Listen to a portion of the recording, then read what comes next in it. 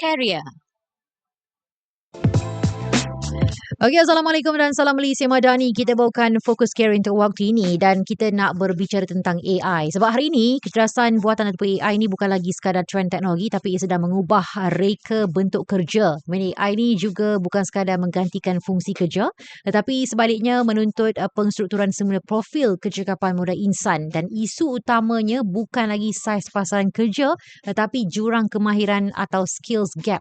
Persoalannya, bagaimanakah corak pengurusan kemahiran baru atau upskilling yang harus dirancang agar tenaga kerja kita kekal relevan. Jadi bersama-sama untuk bincangkan topik hari ini dalam Fokus Career, kita ada Encik Michael Chin, pengasas SIS Transform AI merangkap pengarah eksekutif SIS Tech Berhad dan juga Encik Faiz Bahari, Ketua Komersial dan Pembangunan Perniagaan Talent Cloud AI Sedia Berhad. Assalamualaikum dan selamat petang. Salam sejahtera.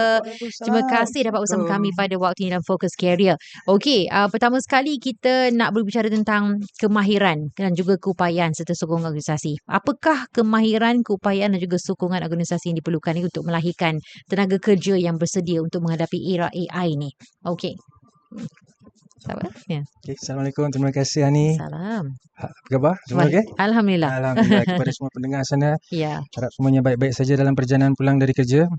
Ya, izinkan kami buat pengenalan sikit ya. Nama saya Faiz Bahari dari Talent Cloud AI.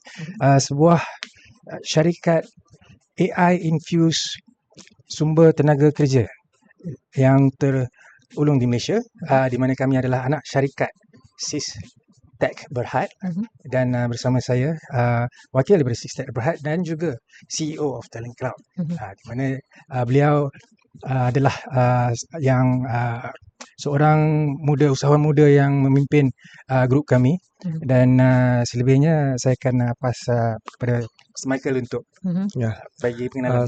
Terima kasih introduksi. So tadi itu soalannya tentang itu kemahiran apa-apa yang memerlukan sebila nak dalam implementasi dalam organisasi. So bagi saya seorang yang bekerja yang ada basic punya computing punya skill dan dia perlukan belajar tentang itu AI punya sistem dan menggunaan macam mana guna AI dalam day to day punya work. So dia boleh gunakan sistem semua ini untuk mencapaikan kerja-kerjanya dengan lebih produktif. Okey.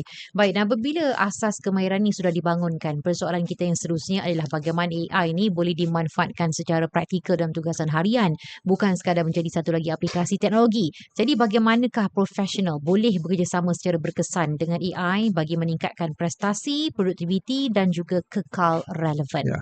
So bila kami cakap menggunakan AI dalam organisasi, so kalau kami breakdown itu organisasi, apa yang adalah dalam organisasi. So kebanyakan itu adalah ada department-department yang berbeza-beza sebagai contoh finance department, operation department, accounting department dan HR department semua. So dalam semua department ini dia adalah ada proses.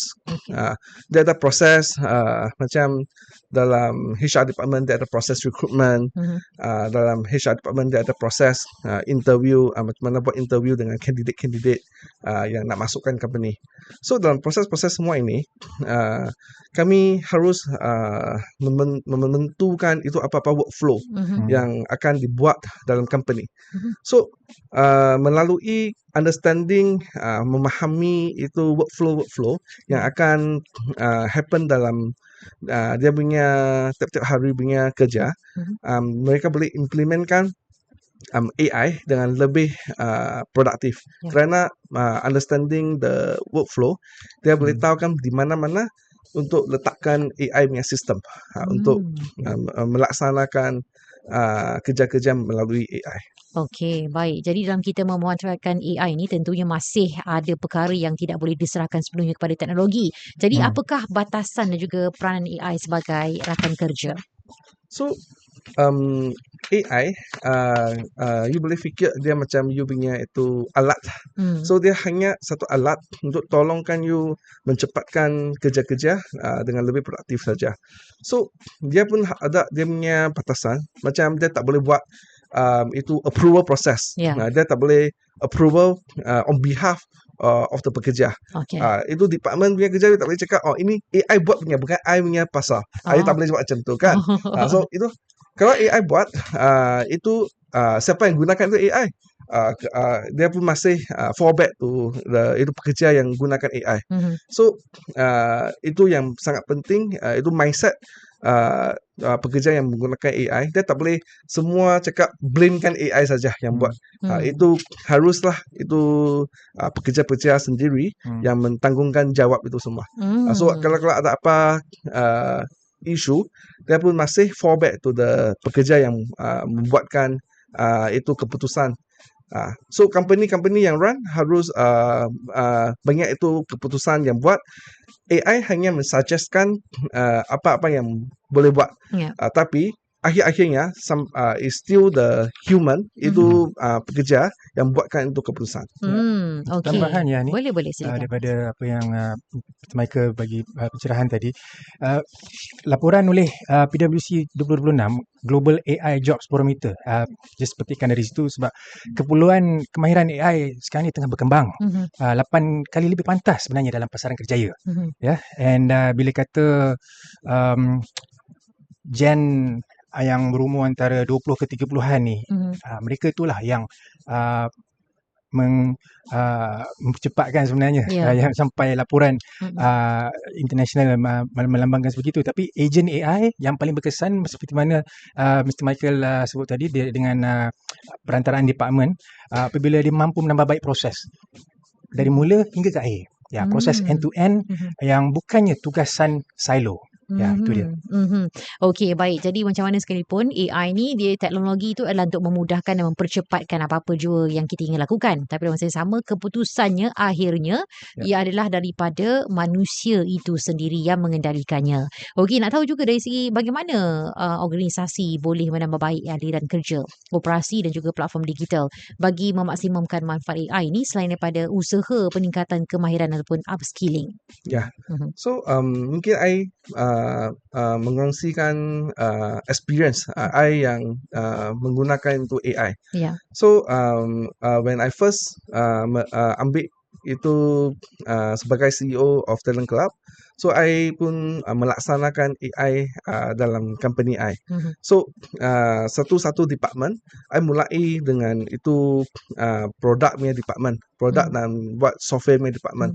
So I ada initially I ada banyak itu senior software programmer yang harus selalunya mengongsikan itu sistem architecture, sistem-sistem bagaimana dia buildkan kepada product team I. So dengan implementasikan itu AI, dia boleh membacakan source code yang dalam sistem. Dia boleh terus memahami apa-apa yang berlaku dalam sistem ini. So sistem architecture sekarang hanya memerlukan product team tanya itu AI saja. Dia tak payah lagi dah mencarikan itu senior programmer untuk memahamikan itu sistem.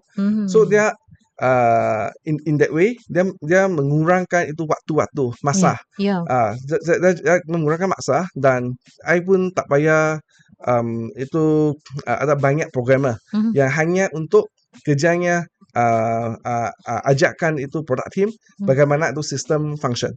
So sekarang product team dia boleh melalui AI designkan sistem dan interact dengan customer dengan lebih produktif. Tak payah lagi lah tunggu-tunggu itu programmer untuk bagi tahukan apa-apa yang buat. Okey, baik. Dan saya nak tanya Encik Michael, kalau macam dulu si programmer tak perlu nak tunggu tadi kan, hanya menggunakan AI dan sebagainya, macam mana kita nak tahu itu adalah boleh dipercayai? Apa-apa saja suggestion yang ada tu? So initially kami pun ada doubt ini, bagaimana ini sistem dia AI benar-benar dia faham apa-apa sistem yang kami design. So apa yang kami buat, kami connectkan itu AI dengan kami punya source code. Oh. So bila dia connect dengan source code, dia boleh membacai dan memahamkan itu source code, dan kami pun bagikan dia satu macam user guide lah untuk bagi AI untuk memahami dan belajar. So selepas dia sudah belajar, kami pun validatekan apa-apa output yang dia dikeluarkan pun agak boleh dapat dipercayai lah. So sekarang the team always first validation always with AI. Kalau dia after bincang dengan AI dan masih lagi dapkan itu sistem, dia barulah ke I punya software programmer. So like last kali, setiap kali harus beli software programmer. Sekarang 90% dia dengan AI. Kalau dia masih tak percayai, dan baru dia pergi check dengan itu software programmer untuk final validation. Okey, tapi itu jarang-jarang berlaku lah sekarang ni. Jarang. Ya, sekarang sudah macam autonomous lah. Dia tak payah software programmer dah. Okey, dan setakat ini memang boleh diyakini dan Yes, dipercayai. yes. Okey, baik. Dan bagaimanakah kepimpinan ni boleh membimbing dan juga mempercepat penerimaan AI dalam organisasi?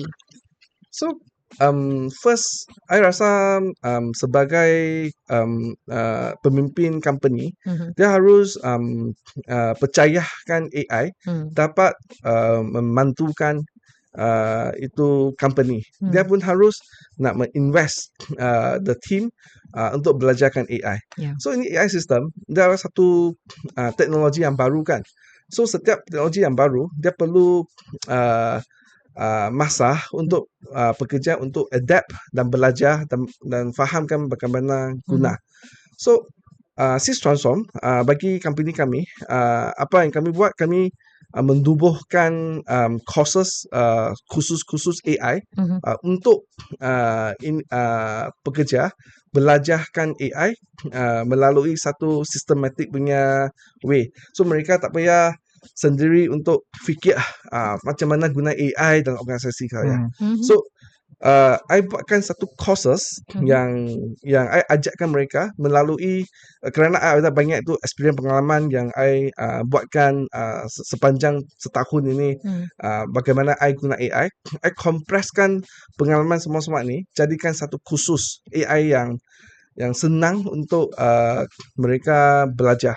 So mereka dapat pick up dan belajar itu AI melalui kursus saya. Okey, baik. Sekarang satu persoalan tambahan daripada saya, sebab selalunya kita ni bercakap tentang teknologi AI, kita ragu-ragu dari segi aspek keselamatan. Dari data security dan juga etika macam mana pula, Cik Michael? Okay. Ya. So bila kami guna AI, dia ada dua jenis.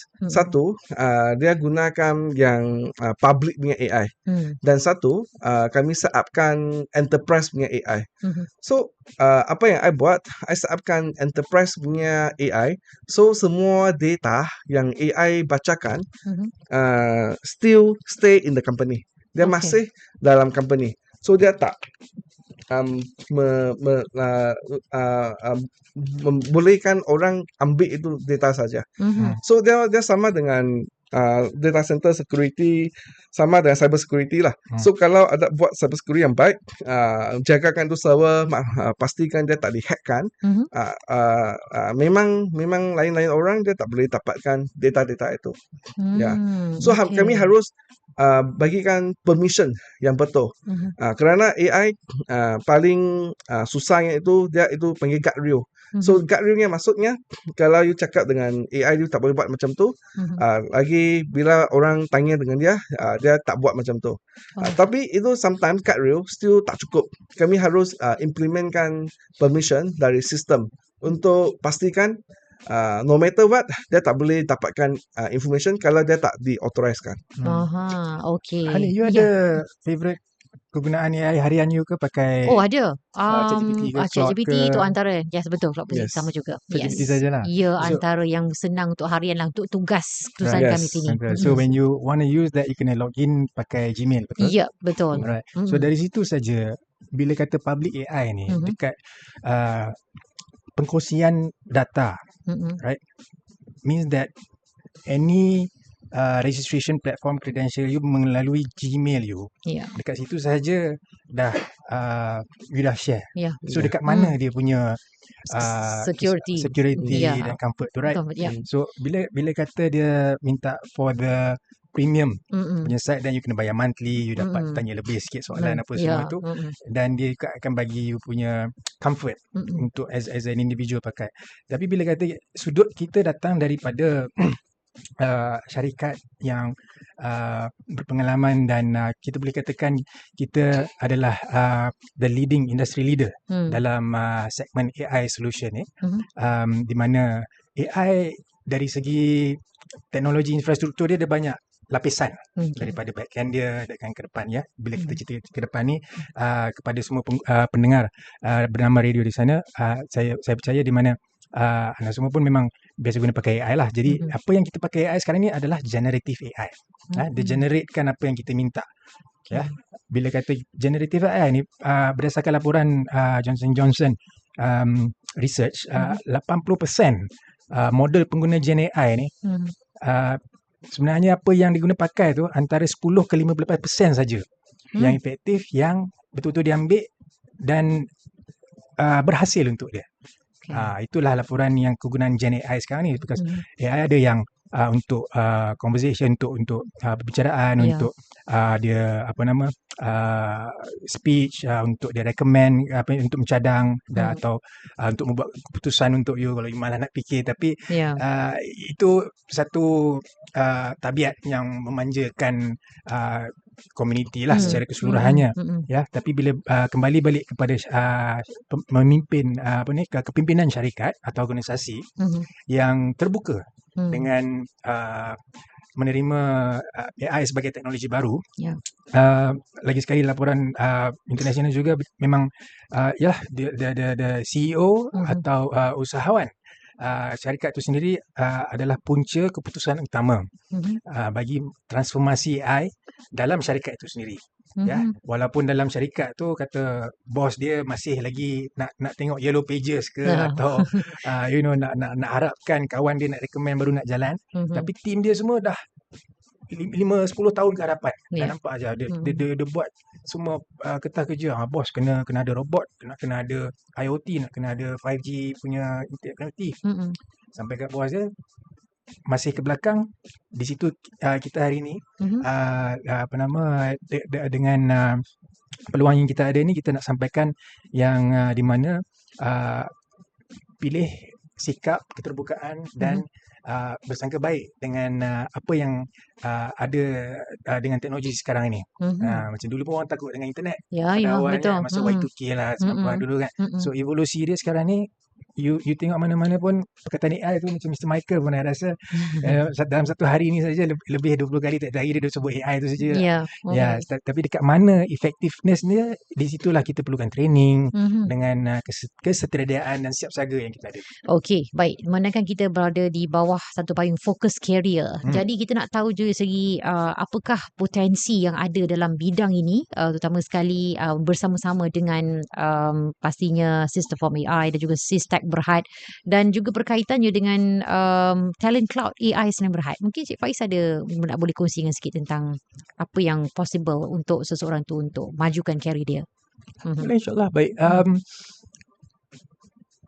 Talentcloud.ai Senin Berhad sebagai anak syarikat Sistek Berhad, di mana Sistek Berhad adalah satu syarikat berusaha, tersenarai di berusaha bawah Ace Market, dan pertengahan tahun lepas baru saja Sistek Berhad mengambil alih Talent Cloud, di mana Talent Cloud telah beroperasi dalam industri selama hampir 4 tahun, dan sebagai syarikat penyediaan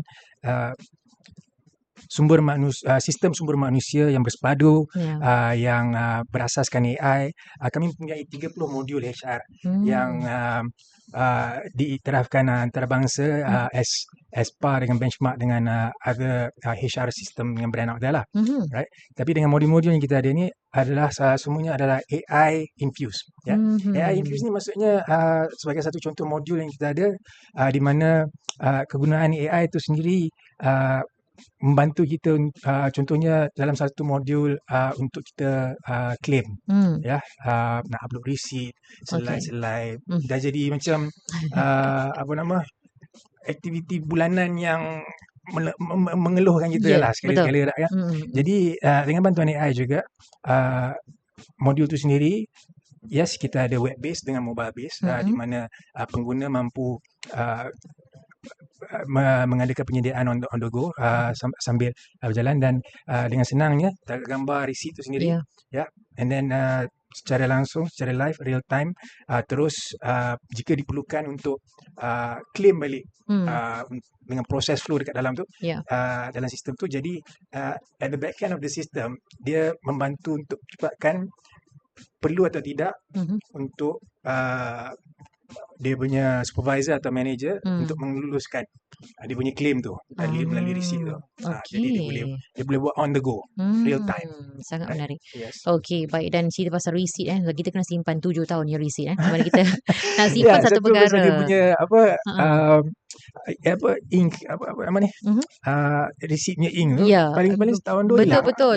Dan bila snap ke apa pun, macam selalunya memori kita akan dipenuhi dengan segala receipt yang ada. So macam satu renyah jugalah kalau sekiranya satu lagi ada teknologi baru lepas ni, masuk je snap, masuk sistem, dah boleh pergi auto. Kalau lah saya tengah membayangkan, kalau lah ada terus masuk, yang ini boleh claim atau tidak, yang ini tak boleh, dia dah separatekan siap-siap. So senang kita nak trace balik. It's even better. Tapi okey, apa pun kita ni pun dah nak hujung-hujung sebenarnya.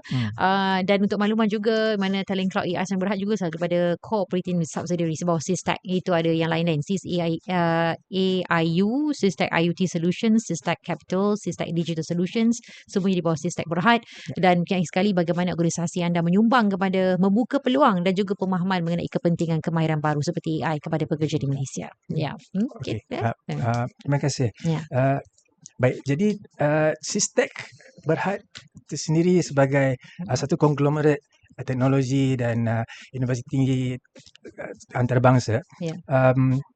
Yes, Talent Cloud is the core generating revenue driver yang menghasilkan sebagai syarikat satu kumpulan. Tapi dalam masa yang sama juga, SIS Transform sebagai satu AI solusi penyedia solusi yang boleh dikatakan jenama baru, tapi tak baru dari segi penyampaian dan pengalaman kita, dari segi teknikal dan juga sumber-sumber yang kita dapat capai untuk membezakan kita antara banyak-banyak AI solution provider sekarang ni. Bila kata you tengok dalam money reels ke atau advertisement kat luar tu. Tapi hari ini terima kasih banyak kepada bernama radio juga Hani, dengan peluang yang kita ada, di mana kami juga ingin dengan rendah diri untuk mengumumkan sebagai SIS Transform adalah satu jenama dan brand yang pertama dalam Malaysia adalah untuk menawarkan TVET AI. Wow. That's the first. Okay. Yes. Baik. So maksudnya di sini bila kata dengan TVET tu, yes, dalam kursus bidang otomotif, elektrikal, IoT apa semua ni, dalam banyak-banyak institusi pendidikan TVET sekarang ni di Malaysia, kebanyakan daripada mereka masih lagi cuba nak adakan subjek-subjek AI sebagai pengenalan dalam kursus tu. Jadi peranan kami untuk membantu institusi pendidikan bagi meningkat dan membina kursus-kursus mereka. Dari situlah TVET AI membezakan kami antara syarikat AI di dalam pasaran hari ini, dan insyaAllah dengan sokongan kerajaan Madani, dengan agensi kerajaan yang membantu aspirasi pendidikan, disitulah peranan kami untuk melaburkan hasil yang kami harapkan. Okey, baik. Jadi itu dia. Mungkin semakin anda nak cakap sesuatu sebagai penutup?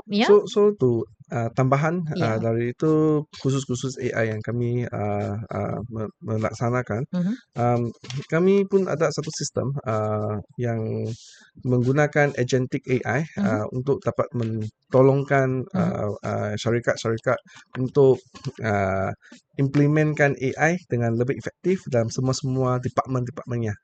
So apa yang kami buat, kami boleh tolong membacakan, memahamikan semua workflow yang dalam semua different punya itu department, dan membagikan satu solusi AI yang dapat dilaksanakan dalam company. So Ya. company boleh terus nampak dia punya impact lah. Dan itu cost saving dari sistem-sistem ini. Okey, baik. Apa pun kejadian yang sangat menarik dan sangat bernilai untuk kita bawakan dalam Fokus Career pada kali ini. Dan terima kasih Encik Michael Chin dan juga Encik Faiz Bahari bersama-sama kita dalam Fokus Career, yang mana masa depan pekerjaan ni bukan sekadar tentang kita bergantung kepada kecanggihan AI, tapi juga kepada sediaan manusia itu sendiri untuk terus belajar, sesuaikan diri dan juga meningkatkan kemahiran sepanjang hayat. Dan pastinya menerusi Sisek Berhad adanya semua untuk anda. Dan terima kasih kepada semua pendengar kita yang mendengarkan dan juga menonton live Facebook untuk Fokus Career. Kali ini terus bersama kami di Bernama Radio untuk anda.